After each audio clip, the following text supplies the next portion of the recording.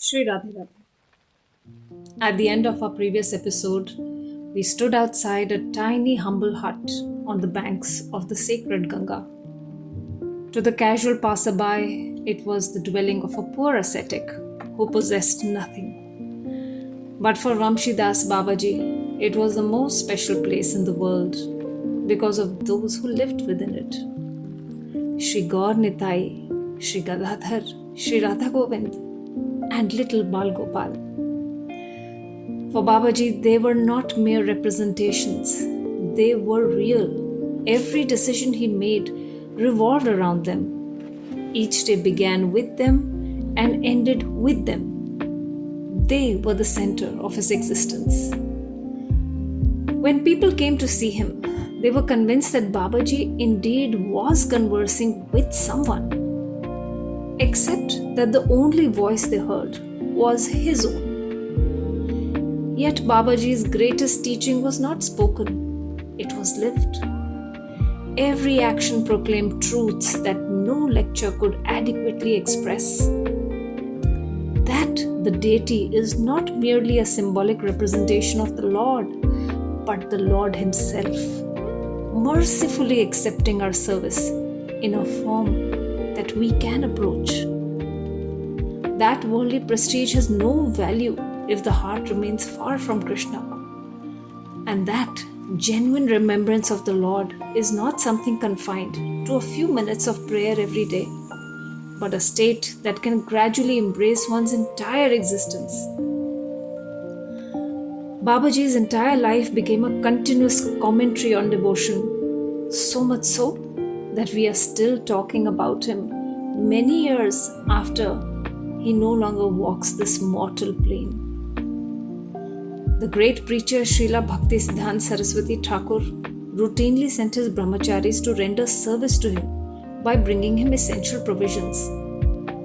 Babaji's reactions, however, were completely unpredictable. Sometimes he would accept everything. Sometimes he completely ignored the visitors. At other times he scolded them. And occasionally he threw all the items into the Ganga. The brahmacharis would often wonder, if Babaji doesn't even want these things, why does Gurudev keep sending us here? Bhakti Siddhanta Thakur explained, you are not going there to make him indebted to us. You are going there to render service. Whether he accepts it or rejects it, it is entirely his affair. He also warned them not to judge Babaji by ordinary standards. His behavior was not to be imitated, nor was it to be criticized, because imitation is easy, transformation is difficult. This incident reveals something remarkable about Bhakti Siddhanta himself. Although he was building temples, establishing printing presses, and leading a worldwide preaching movement, he taught his disciples to understand that both these expressions of pure devotion were equally worthy of honor, though they were not to confuse their own path with that of Babaji. One disciple asked why Babaji behaved so strangely. Bhakti Siddhanta Thakurji replied in a sense, you see madness? I see absorption. Babaji was an Avdhut Paramhans who had already attained the reward toward which all genuine spiritual practice is directed. Though his body existed in this world, he was constantly dwelling on a different plane. Until one reaches such an exalted state, and for most of us, that journey requires a lifetime. The path shown by Guru, Shastra, and genuine devotees remains our safest guide. Babaji's primary mood of devotion was that of Vatsalya, the tender protective affection of a parent towards a beloved child. Just as a loving mother sometimes corrects a child without her love diminishing even slightly, Babaji's conversations with the Lord were filled with astonishing intimacy. Formal reverence certainly has its place. Yet, when love reaches its fullest maturity, awe naturally gives way to intimacy. His world revolved entirely around serving these 6 beloved deities. And yet, despite spending virtually every waking moment in their service, he constantly felt that he was failing them. It is in this spirit that we now come to one of the most delightful and revealing conversations ever witnessed between Vamshi Das Babaji and his beloved Gopal. A conversation that reveals just how real Krishna was to him. One day, Srila Haridas Goswami Maharaj came to visit Babaji as he often did. Unlike most visitors, Haridas Goswami had gradually learned not merely to observe Babaji's external behavior, but to quietly witness the loving exchanges taking place between him and his beloved deities. And for all his love and care, Babaji clothed his deities very simply. On one visit, Haridasji saw something that immediately caught his attention. It was peak winter time, but Babaji's Bal Gopal was not wearing any clothes. Concerned, he gently asked, "Babaji, why isn't Gopal wearing any clothes?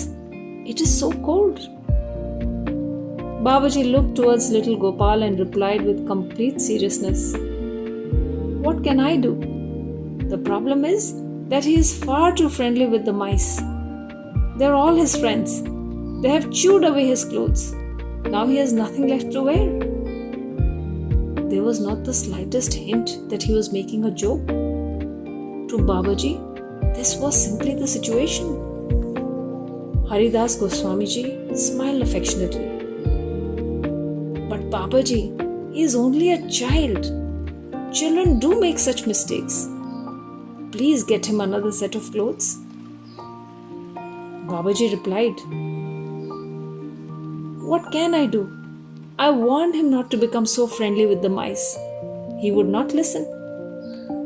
Now let him suffer the consequences. Everyone must reap what they sow." Most of us stand before the Lord with folded hands and carefully chosen words. But as far as Babaji was concerned, Bal Gopal needed to learn an important life lesson through this experience. One of the sweetest expressions of devotion is found in Vatsalya Bhav, where the devotee forgets the Lord's majesty altogether. Each devotee develops that relationship according to the mood bestowed upon him by divine grace. One day, Haridas Goswamiji arrived at the hut and overheard Babaji speaking in a tone filled with sorrow. He was addressing his deities. "My dear ones," he said, "I can no longer serve you properly. My entire day is spent collecting flowers for your garlands, washing utensils, going out for bhiksha, and then cooking for you. What am I to do? I'm not young anymore. This body no longer supports me." Then, as he spoke these words of helplessness, he began to weep. Haridas Goswamiji was deeply moved. Wanting to ease Babaji's burden, he respectfully said, "Maharaj, I also have Thakurji's seva at my place. Why don't you allow me to bring all the necessary items for your deities? You need not trouble yourself so much. It will all become so much easier." But Babaji quietly gave a short yet decisive reply. "No," he said.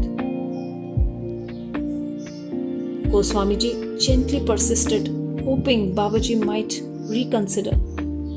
After all, he only wished to help. But Babaji remained resolute. For his beloved Thakur, he would personally do everything himself, regardless of how tired or how weak his body became. And then he explained why. He said, in essence, the seva of love cannot be outsourced. It must be performed personally, with one's heart, one's word, and one's own hands. What a remarkable statement. Today we live in a world where almost everything can be delegated. We hire people to cook, clean, manage, and organize. Sometimes even religious life becomes something we ask others to perform on our behalf. But love has always resisted delegation. Love insists upon personal participation. That was how Babaji viewed Seva.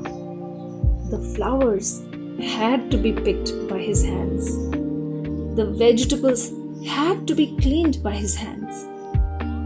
And the meal had to be cooked by his hands. Because every one of those actions became another opportunity to express love. He also lived by another principle that reflected the uncompromising spirit of a true renunciate. He would say that indiscriminately accepting food or money from those deeply absorbed in materialistic life was harmful for one who had embraced genuine renunciation. Such gifts were spiritually dangerous and could become obstacles to the loving service a Vairagi offers to Krishna. And so, to preserve the purity of his service, his way of life remained deliberately difficult. Consequently, his love had become so powerful that even the Lord himself seemed unable to remain separated from his devotee. His relationship with his deities was so full of love that, according to those who closely observed his life, even Gaur Nitai could not bear to remain separated from him.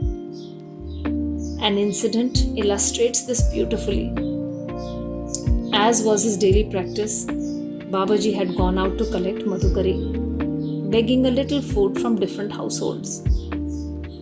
On this particular day, however, he took longer than expected to return to the hut. When he entered, he found complete disorder and chaos. Utensils lay broken on the floor. Rice, dal, ghee and spices were scattered everywhere. There was total chaos. Babaji looked around only for a moment, and then he immediately understood what had happened. Turning towards his beloved Gaur, he exclaimed, "Gaur, you used to behave like this when you were a child. It seems you still haven't given up that habit."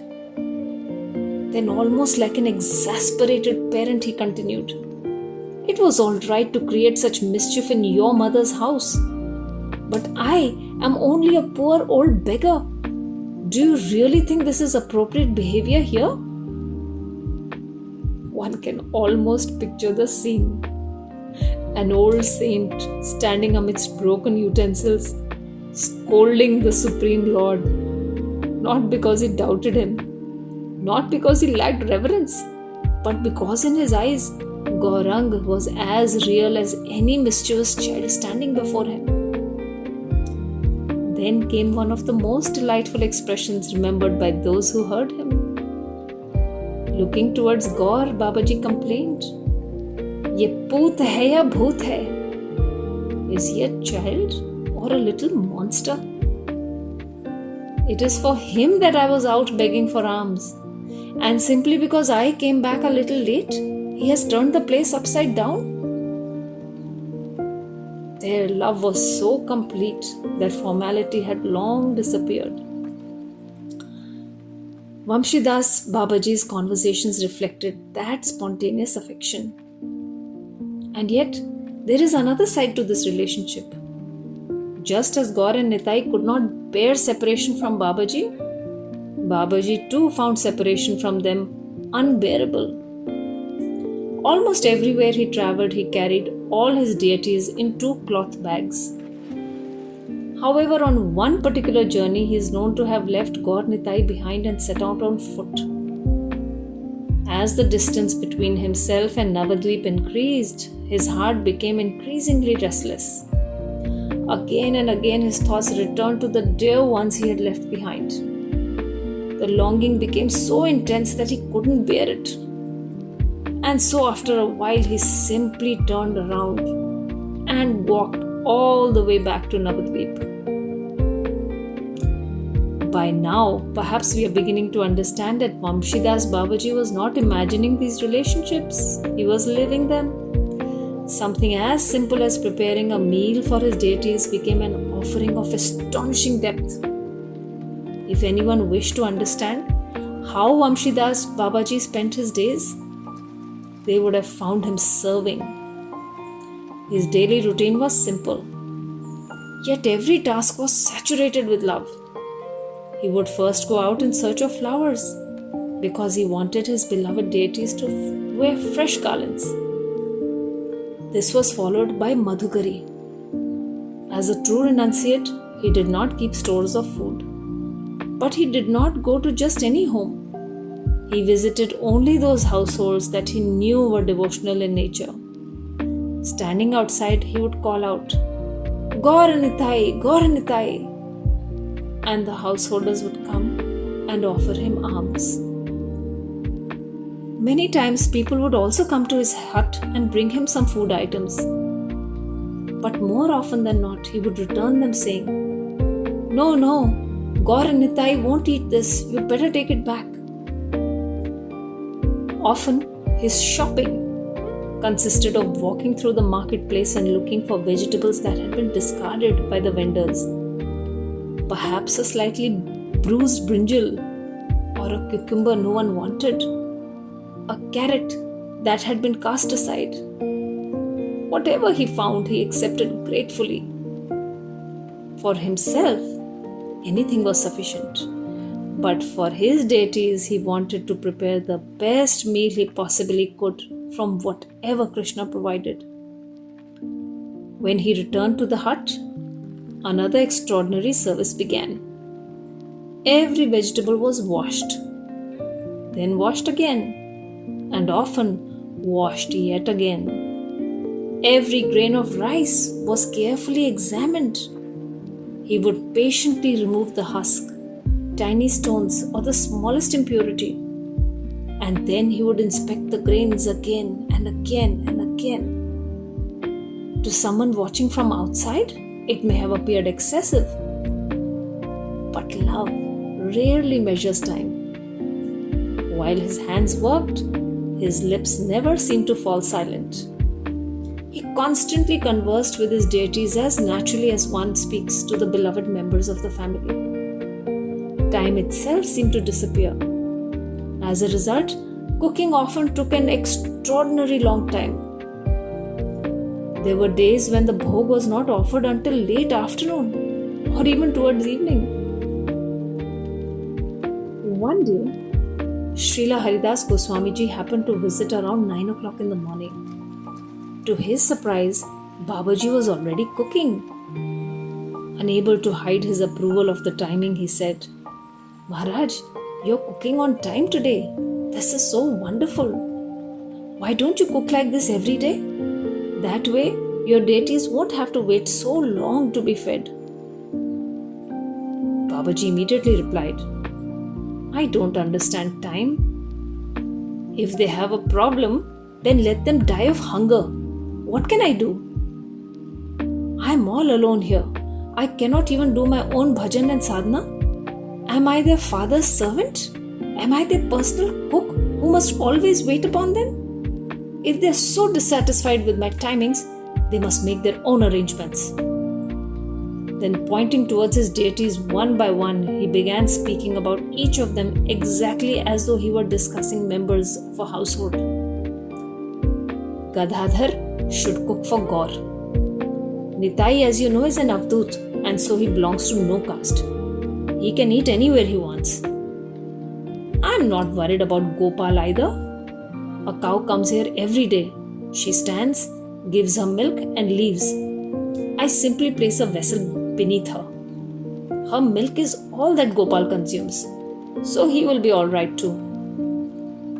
But I do worry about Radha Govind. Some rice and at least 2 vegetables must be arranged for them. Otherwise, they may just run away to Vrindavan for Madhukari.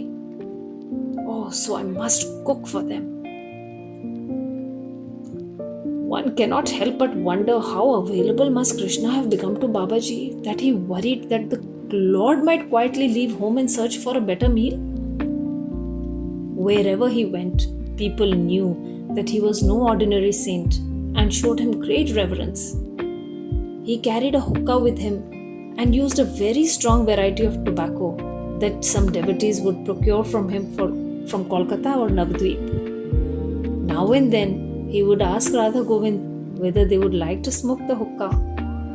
If he received a nod, he would then light it and offer it to them. When someone asked him whether he offered the hookah to Gaur Nitai as well, he replied, "Not at all. They are Vaishnavites." Bhagavad Gita tells us that the Lord accepts even a leaf, a flower, a fruit or water provided it is offered with devotion. The greatness lies not in the offering, but in the love with which it is offered. Babaji was almost never alone. He behaved as though his deities were visibly present before him. On another day, while he was busy preparing the bhog, the disciples heard him say, Yes, I'm still cooking. Wait a while." He paused as though listening to their reply before continuing the conversation. After some time, he was heard saying, "No, not yet. It is still too hot." After a few moments, he said, "Okay, now you may eat." There was no audience, no attempt to impress anyone. This was simply how Babaji lived. For him, serving the Lord did not begin when someone was watching, nor did it end when everybody had left. His deities were not an object of worship confined to ritual. They were the companions with whom he spent every moment of his life. Once a man came and repeatedly insisted on receiving Babaji's blessings. For a long time, Baba refused even to acknowledge him. But the man continued to pester him.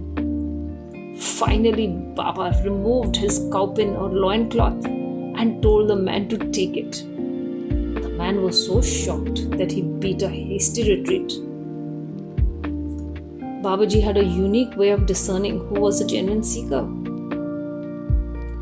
On one occasion, he was crossing the Ganga by a boat.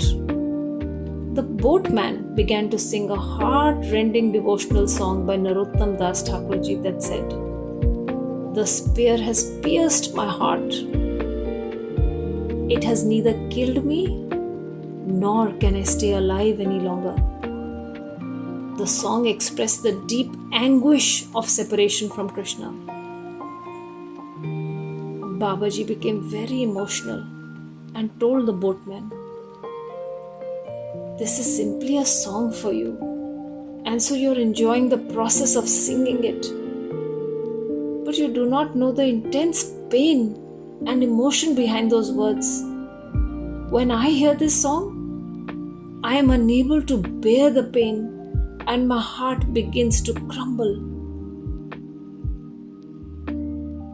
We shall continue to explore Babaji's most unusual ways and even more bewildering leelas in the upcoming episodes.